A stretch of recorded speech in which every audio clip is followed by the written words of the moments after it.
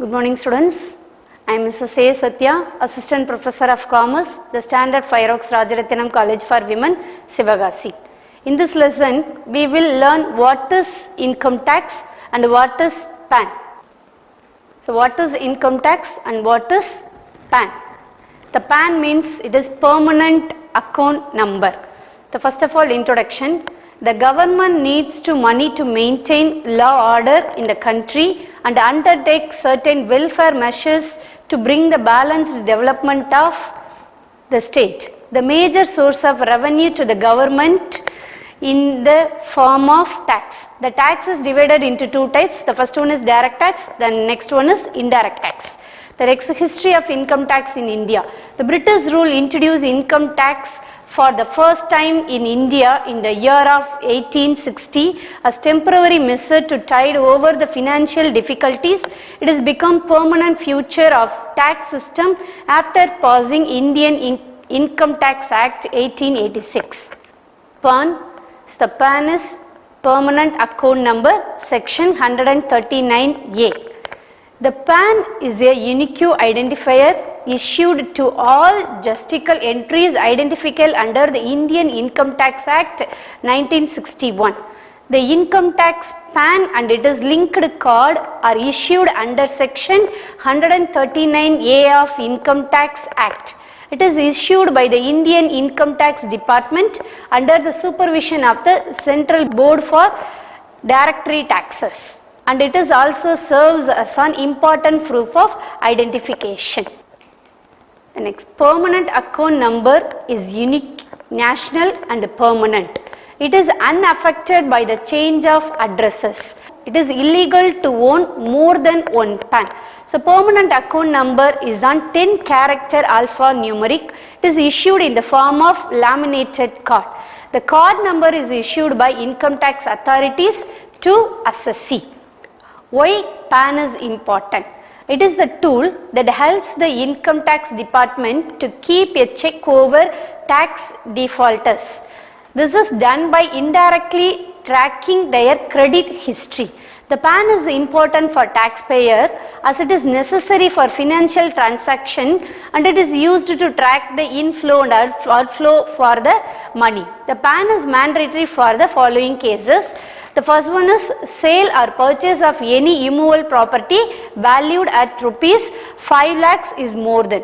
The next, deposits exceed rupees 50,000 with a bank. The next, sale or purchase of securities exchanging is more than rupees 1 lakh. Then opening bank account, that is current or savings, anything. The next, payments of rupees 50,000 or more in the years as the LIC premium to an insurer. The next, structure of PAN. The structure of PAN, the first 5 letters, the next first 5 character is letters, the next 4 is numericals, the last characters is the letter. The first 3 characters as a sequence of alphabets, that is triple A to triple Z. The next 4 character inform about the card holders, that is L means local authority, P means individual, C means company, A means association, F means firm, H means HUF, T means trust, G means government. Then next, the last 5, the 5th character of the PAN is the first letter of surname. Then last digit is check digit, it is mentioned by alphabets.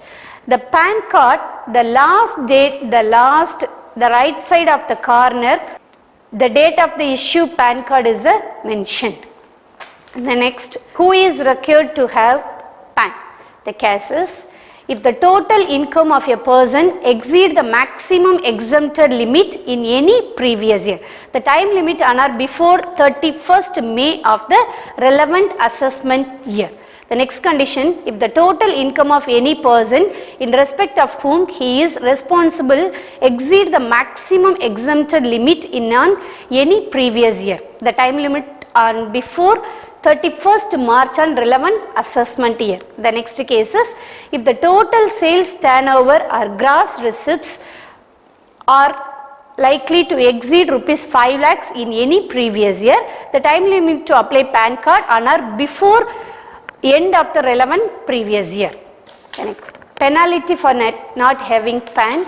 In case a person failed to comply with the provisions of section 139A to obtain PAN, the assessing officer may direct him to pay a penalty of rupees 10,000.